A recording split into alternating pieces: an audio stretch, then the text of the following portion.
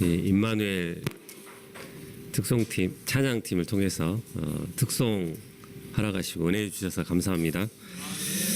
광야 같은 세상에서 우리를 지켜주시고 또 강건케 하시는 하나님의 은혜가 너무나 크고 놀라운 것 같습니다. 특송에 너무 은혜를 받아가지고 말씀 안 전하고 그냥 내려가면 될 것 같은데 또 우리 반주 성경 목사님 이렇게 섬겨주셔서 너무나 감사합니다. 우리 하나님께서 건강 주셔서 가끔씩 반주로 우리에게 놀라운 은혜를 허락해 주시기를 기도합니다. 요절 말씀 18절 말씀 읽고 말씀 시작하겠습니다. 시작. 범사에 감사하라. 이것이 그리스도 예수 안에서 너희를 향하신 하나님의 뜻이니라.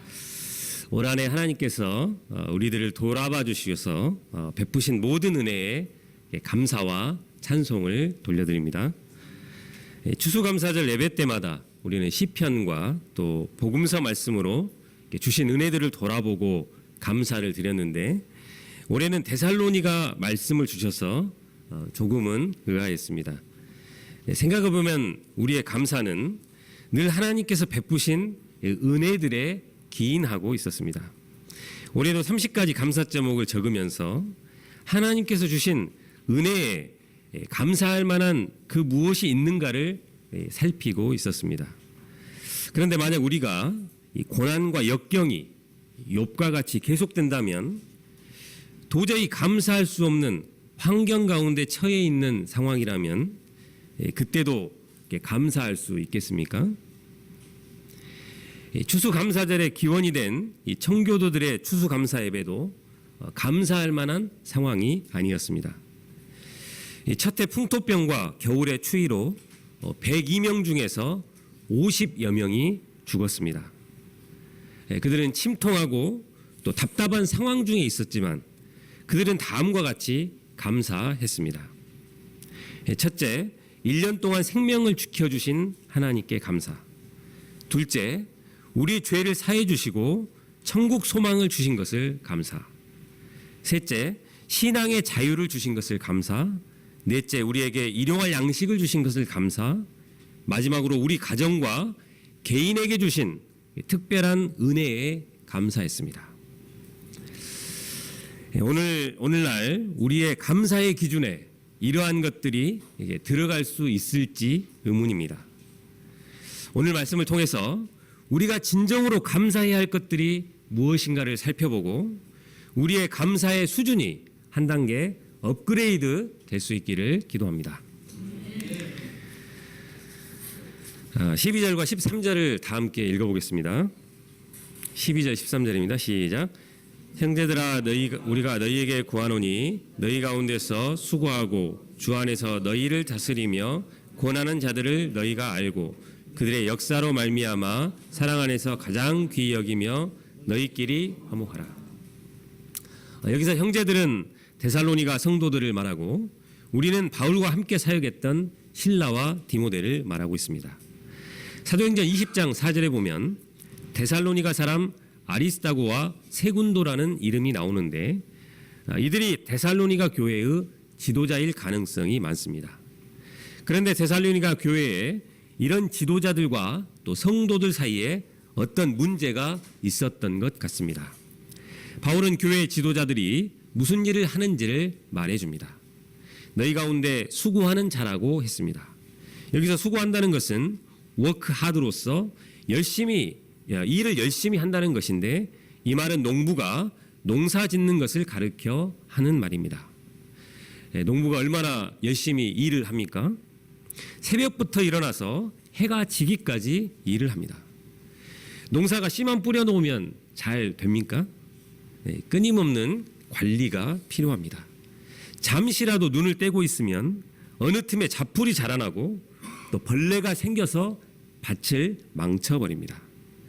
교회 지도자들도 할 일이 참으로 많습니다. 때마다 적절한 말씀을 공급하고자 말씀을 연구하는 일이 결코 쉽지가 않습니다. 주일 메시지를 준비하는 것도 힘든 일입니다. 이것은 교회 성도들의 영혼의 문제가 영혼의 문제와 직결되어 있기 때문에 교회 지도자들은 늘 말씀 준비로 긴장하고 또 더 공부하지 않을 수가 없습니다. 또한 교회의 성도들의 성장을 위해서 늘 고민하고 또 이에 맞는 프로그램을 연구하고 개발을 해야 합니다. 그리고 대외적으로도 교회의 모든 것을 변호하며 지켜가야 합니다. 이렇게 저렇게 행정적으로 처리해야 할 일도 많이 있습니다. 생각하면 그들은 농부와 같이 늘 깨어서 밤낮으로 일을 해야 합니다. 또한 그들은 주 안에서 너희를 다스리며 구원하는 자들이라고 했습니다. 교회 지도자들은 영혼의 감독자입니다. 양들이 말씀에서 벗어나고 있지는 않은지 또 잘못된 길로 가고 있지는 않은지 살펴야 하고 또 서로 하나가 되어서 교제를 잘 할 수 있도록 환경도 만들어 주어야 합니다. 그러다가 문제가 발견되면 대화하며 또 권면을 해야 합니다. 그들이 이렇게 해야 하는 이유는 성도들이 하나님 앞에서 열매를 맺을 수 있도록 도와주기 위함입니다. 바울은 너희가 이것을 알아야 한다고 말합니다. 여기서 알라는 말은 그들이 하는 일의 중요성을 알고 존경하라는 것입니다. 바울은 교회의 지도자로서 그동안 많은 어려움을 겪어왔습니다. 유대인들이 달려들어 방해를 하고 또 그 메시지를 비방하고 심지어 그의 멱살을 잡아 끌어내 장돌로 치기도 했습니다. 여기저기서 바울을 비판하는 소리도 많이 들었습니다. 바울은 말을 잘 못한다. 우리를 버리고 도망갔다. 바울이 없어도 우리가 잘 할 수 있다. 바울은 이것이 얼마나 지도자를 힘들게 하는가를 누구보다도 잘 알고 있었던 것 같습니다. 그들의 역사로 말미암아 사랑 안에서 가장 귀히 여기며 너희끼리 화목하라. 성도들은 이런 교회 지도자들을 가장 귀히 여기고 서로 화목해야 합니다. 이것은 교회의 최고 지도자에게만 해당하는 것이 아닙니다. 말씀을 자세히 보면 구원하는 자들 복수로 되어 있습니다. 지도적 위치에 있는 사람들 모두가 여기에 해당합니다. 그러므로 요회 목자님, 또 시니어 목자님, 우리 주니어 목자님, 1:1 목자님 등 섬기는 모든 종들이 다 그렇습니다. 바울은 이런 자들을 너희가 알아야 한다. 곧 그들의 하는 일의 고귀함을 알고 존경해야 한다는 것입니다. 그들은 다 하나님의 일을 하고 있는 것입니다. 우리 모임에서도 이런 분들의 수고를 알고 또 이러한 헌신의 가치를 세워주어야 하겠습니다. 현재 매주일 이루고 있는 동역자 모임에도 주일날 쉬고 싶은데 이러한 마음들을 부인하고 금쪽 같은 시간을 내서 참석을 하고 있습니다. 동역자 모임은 우리 모임에서 최고 의결 기구입니다. 이 모임에 참석하신 분들은 교회를 세우기 위해서 직분을 맡은 것을 영광스럽게 생각을 하고 이를 소홀히 여기지 않고 충성되게 섬겨주시기를 부탁드립니다. 아울러 우리를 또 교회의 직분자들 또 리더들을 귀하게 여기고 사랑 가운데 잘 세워주면서 화목한 칠부 공동체를 이룰 수 있기를 기도합니다. 바울의 두 번째 권면이 무엇입니까? 14절을 다 함께 읽어보겠습니다. 시작.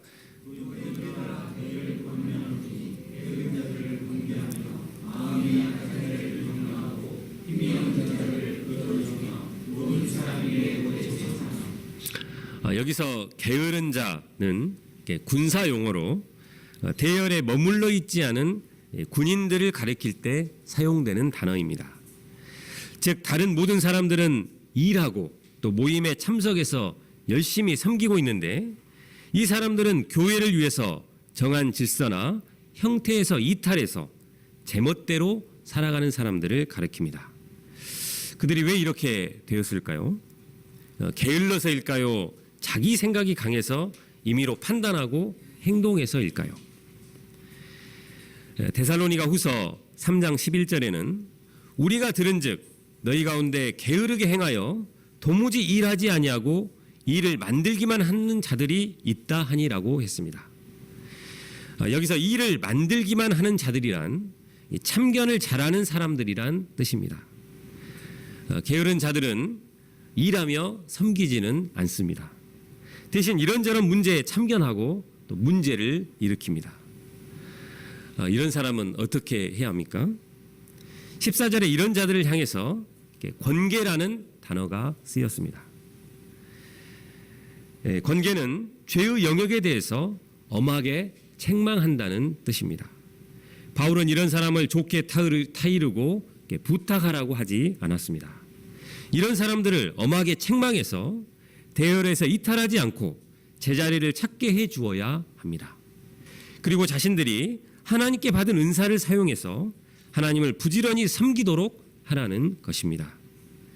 마음이 약한 자들은 확신이 없고 겁이 많은 사람들을 가리킵니다.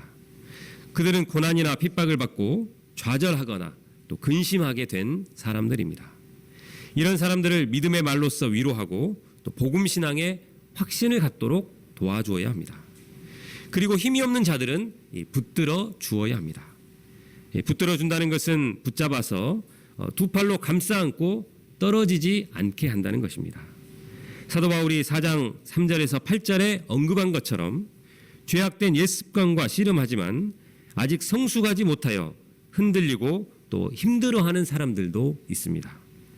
이런 힘이 없는 자들을 동료 신자들이 강한 팔로 붙들어주고 후원해 주어야 합니다.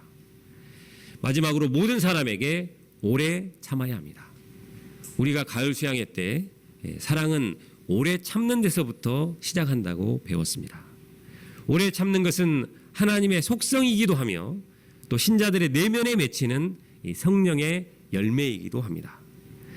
참기만 하면 암에 걸린다고 생각하시는 분들도 있습니다.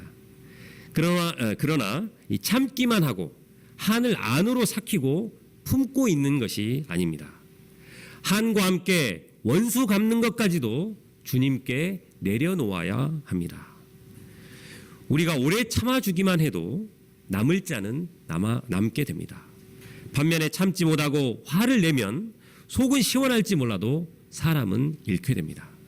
오래 참고 견디는 자가 결국에는 승리합니다. 바울은 이제 예수님의 재림을 소망하는 신자들의 매일매일의 삶이 어떠해야 하는지를 말씀하고 있습니다.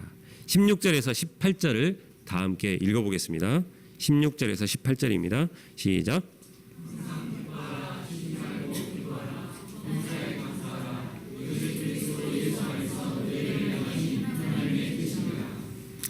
흔히 사람들은 내게 두신 하나님의 뜻이 무엇인지 잘 모르겠다고 합니다. 그러면서 사람들은 하나님이 내게 두신 장래의 계획에 대해서는 알고 싶어 하는데 우리를 향한 하나님의 뜻은 아주 분명합니다. 항상 기뻐하고 쉬지 말고 기도하고 범사에 감사하는 것입니다. 왜 하나님은 우리에게 이런 뜻을 세우신 것일까요? 하나님은 이것을 통해서 우리 가운데 당신의 능력과 은혜 그리고 영광을 나타내시기를 원하시기 때문입니다. 항상 기뻐하라는 말씀은 주 안에서 항상 기뻐하라는 것입니다. 바울이 이렇게 말하는 것을 보면 데살로니가 교회의 상황이 당시 무척이나 좋아 보이는 것 같습니다. 그러나 데살로니가 교회는 당시 유대인들의 핍박 속에서 많은 환난을 당했다고 기록하고 있습니다. 바울은 고난 가운데 있는 성도들에게 항상 기뻐하라고 강요하고 있습니다. 바울이 이렇게 말할 수 있는 이유가 무엇입니까? 신자의 기쁨은 소유나 환경에 있지 않고 그리스도와의 깊은 관계성 속에서 주어지기 때문입니다. 매일 예수 그리스도와 함께 사는 기쁨은 신자들로 하여금 항상 기뻐할 수가 있습니다. 사도 바울이 항상 기뻐하라고 할 수 있었던 것은 자신이 엄청난 시련과 환난 가운데서도 기뻐할 수 있는 그 비결을 배웠기 때문입니다. 바울은 많은 환난 가운데 있었고 때로는 죄수의 몸으로 옥에 갇히기도 했습니다. 자신의 환경과 처지를 생각하면 깊은 한숨과 또 절망에 빠져서 슬피 울 수밖에 없었습니다. 그러나 오히려 그는 기쁨이 충만한 그러한 삶을 살았습니다. 바울이 항상 기뻐하는 삶을 살 수 있었던 것은 그가 항상 주 안에 있었기 때문입니다. 쉬지 말고 기도하라. 기도가 무엇입니까? 쉬지 말고 기도하라는 것은 모든 시간에 방석을 깔고 앉아서 주여 주여 외치며 기도하라는 것이 아닙니다. 늘 기도하는 태도를 견지하라는 것입니다. 기도는 하나님과 대화라고 합니다. 그런데 많은 사람들이 기도를 하나님께 말하는 것으로만 생각하고 있습니다.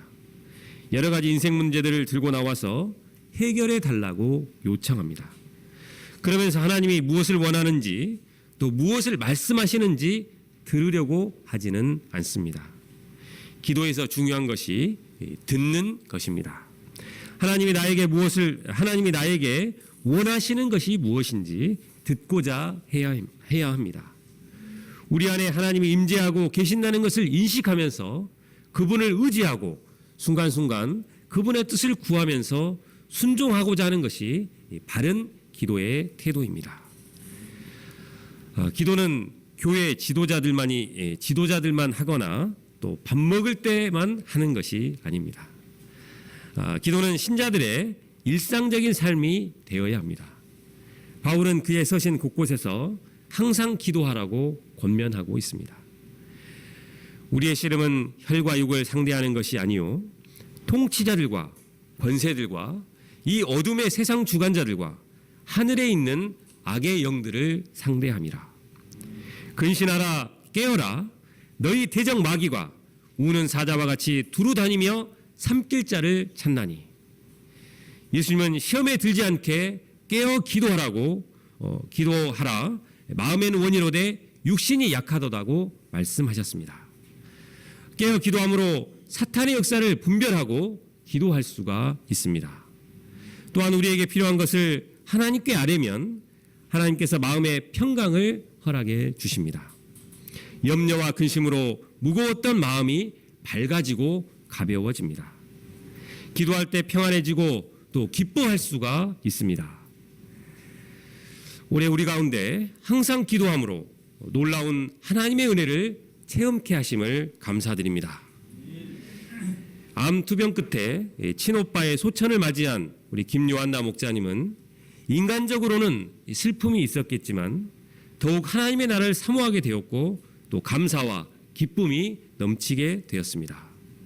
2년 동안 오빠를 위해서 또 동생과 함께 합심해서 저녁과 또 새벽에 기도하였고 날마다 병원에서 기도하고 또 자면서도 기도했다고 했습니다.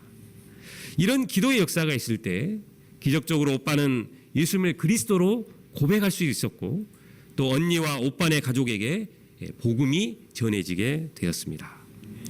깨어서 기도할 때 이 가정에 원망과 불평, 절망 등 어둠의 그림자가 거쳐졌습니다. 대신 생명의 에너지 또 부활의 생명력으로 채워질 수 있었습니다. 이 가정에 놀라운 기도의 은혜들을 체험케 하신 하나님께 감사를 드립니다. 또 우리 이정환 목자님은 가을 수양회 이후에 기적적으로 그의 학원이 국비 지원 과정을 승인받게 되었습니다.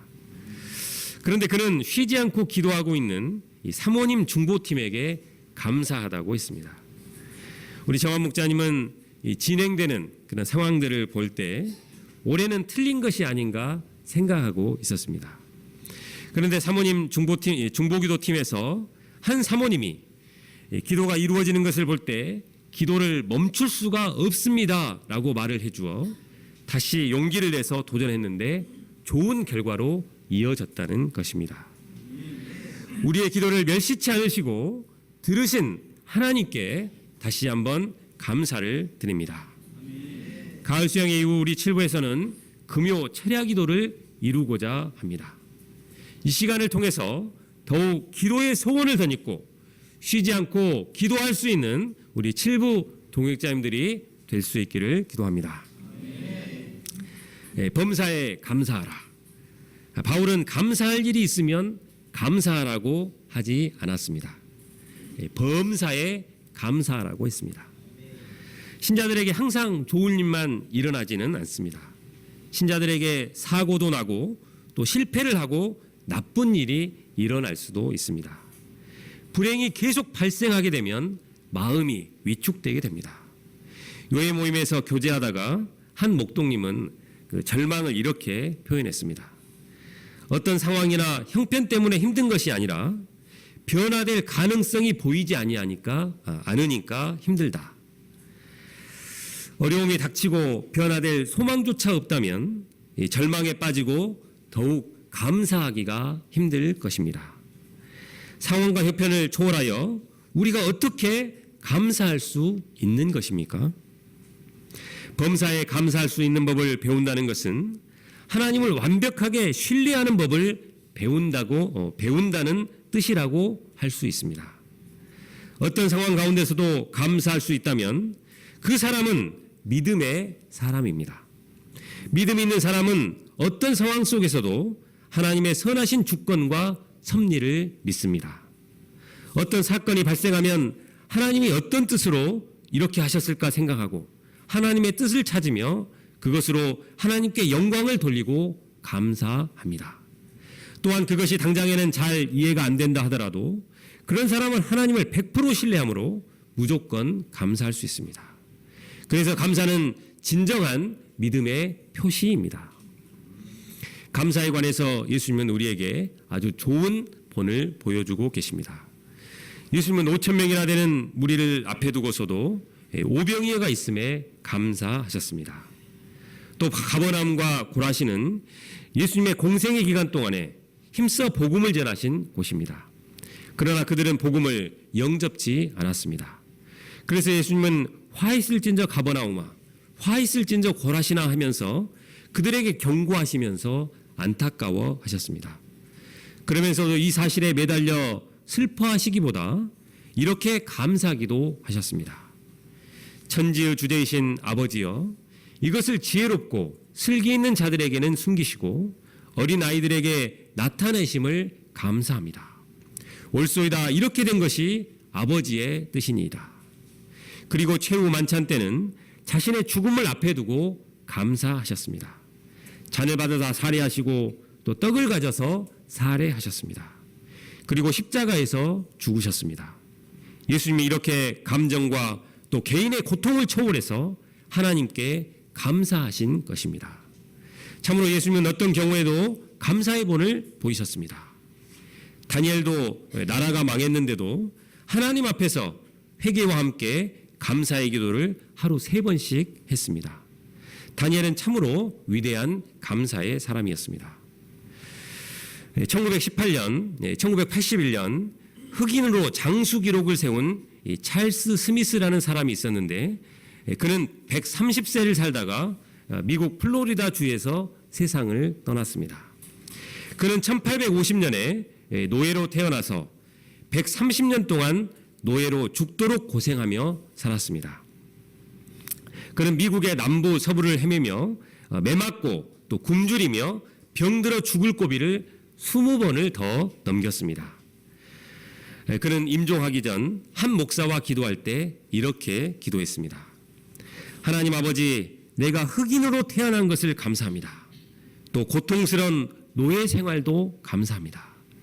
130년간 언제나 내 곁에 계셔 주신 것을 감사합니다. 이때 그의 기도를 듣고 있던 목사님은 이런 신앙이 하나님을 기쁘시게 한다고 말했습니다. 그가 무엇 때문에 자기 인생을 그렇게 하나님께 감사할 수 있었습니까? 때마다 그를 분노하게 하고 또 좌절하게 하는 일들이 얼마나 많았겠습니까?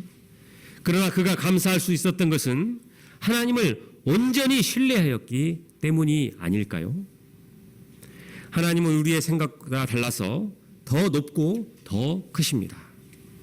작은 머리로 하나님이 이해가 안 된다고 생각하면 온전히 신뢰할 수가 없고 또 감사할 수가 없습니다. 나의 생각을 내려놓고 그분의 계획과 인도하심을 온전히 신뢰해야 합니다. 우리는 어떤 상황 가운데서도 이 하나님을 믿고 감사해야 하는 것입니다. 감사는 전적으로 믿음의 문제입니다. 또 범사에 감사해야 할 두 번째 이유는 신자가 하나님께 대해 가져야 할 기본적인 자세이기 때문입니다. 성경은 우리를 본질상 진노의 자녀였다고 말합니다. 우리는 모두 허물로 죽은 자들이었습니다. 이런 우리를 긍휼이 풍성하신 하나님이 우리를 사랑하신 그 큰 사랑을 인하여 그리스도와 함께 우리를 살려주셨습니다. 예수 그리스도의 십자가의 죽으심을 통해서 죄사함의 은혜를 주셔서 우리를 죄책감과 슬픔과 두려움으로부터 해방시켜 주시고 참 자유와 기쁨을 허락해 주셨습니다. 하나님은 우리에게 고귀한 생명도 주셨고 또 숨을 쉴 수 있는 공기와 마실 물과 먹을 음식과 가족과 친구들과 우리가 이 땅에서 살 수 있는 모든 환경도 예비해 주셨습니다. 우리에게 영생을 주시고 하나님 나라에 대한 산 소망을 주셔서 천성을 향하여 거룩한 순례의 길을 가게 하셨습니다. 무엇보다 이 땅에서 사는 날 동안에 죽어가는 영혼들을 살리고 또 돌보는 가장 값지고 의미 있는 사명인의 인생을 살게 해주셨습니다. 곰곰이 생각해보면 하나님의 은혜가 차고 넘치게 됨을 알 수 있습니다. 불평할 이유가 하나도 없고 오직 감사할 이유밖에 없습니다. 하나님은 우리가 하나님이 베푸신 은혜를 잊지 않고 적극적으로 감사하기를 원하십니다. 다윗은 이렇게 노래했습니다. 내 영혼아 여호와를 송축하라. 그의 모든 은택을 잊지 말지어다. 그가 내 모든 죄악을 사하시며 내 모든 병을 고치시며 내 생명을 파멸해서 속량하시고 인자와 긍휼로 관을 씌우시며 좋은 것으로 내 소원을 만족하게 하사 내 청춘을 독수리같이 새롭게 하시는도다. 하나님의 선하심과 또 은혜에도 불구하고 하나님께 감사하지 않고 불평할 이유만 찾는 사람들도 있습니다. 하나님은 원망과 불평을 심각하게 다루십니다. 그들 가운데 어떤 사람들이 원망하다가 멸망시키는 자에게 멸망하였나니 너희는 그들과 같이 원망하지 말라. 하나님은 원망하지 말라고 했습니다. 하나님은 구원받은 하나님의 백성들이 불평하는 자가 되지 않고 감사하는 자가 되기를 원하십니다. 감사치 않는 것은 모든 죄의 뿌리이기 때문입니다. 독일의 한 우화가 있습니다. 임금이 한 신하에게는 이 나라의 잡초 종류를 되도록 많이 수집해 오라고 명령했습니다. 그리고 또 다른 신하에게는 되도록 많은 종류의 꽃을 수집해 오라고 명령했습니다. 1년 후 신하들이 돌아와서 보고를 시작했습니다. 잡초 수집을 맡은 신하가 말했습니다. 임금님, 잡초가 그렇게 많은 줄은 몰랐습니다. 우리나라는 온통 잡초로 뒤덮여 있습니다. 라고 보고했습니다. 곧이어 꽃 수집을 맡은 신하도 와서 보고를 했습니다. 임금님, 우리나라는 전체가 꽃동산입니다. 라고 보고했습니다. 늘 원망하고 불평하는 사람에게는 원망거리, 불평거리들만 보이게 됩니다. 그러나 범사에 감사하는 사람에게는 감사하는 인들만 보입니다. 나는 잡초를 수집하고 있는 사람입니까? 아니면 꽃을 수집하고 있는 사람입니까? 올 한해 우리들에게 베풀어 주신 은혜들을 돌아보고 감사 제목들을 적어보았습니다. 올 추수감사절에도 하나님이 베푸신 그 구체적인 은혜들을 돌아보고 감사할 수 있기를 기도합니다. 특별히 올해의 감사는 범사에 감사할 수 있는 이 성수간 감사, 또 믿음의 감사가 되기를 기도합니다. 끝으로 손영원 목사님의 감사 기도문을 묵상해 보면서 우리의 감사의 수준이 더욱 성장하는 시간이 되시기를 기도합니다. 뒷부분 한번 읽어보시기 바랍니다. 18절 말씀을 읽고 제가 기도하고 마치겠습니다. 시작. 범사에 감사하라. 이것이 그리스도 예수 안에서 너희를 향하신 하나님의 은혜로우신 하나님 아버지, 올 한해 저희들에게 베풀어 주신 크신 은혜들을 인하여 감사를 드립니다. 항상 기뻐하라. 쉬지 말고 기도하라. 범사에 감사하라. 주신 말씀을 붙잡고 감사함으로 우리의 믿음을 고백하는 성숙한 신자들로 살아갈 수 있기를 기도합니다. 고난의 때, 실패의 때, 또 분노의 때에도 기뻐하고 감사할 수 있는 우리의 믿음을 허락해 주시기를 기도합니다. 감사드리고 예수님의 이름으로 기도합니다.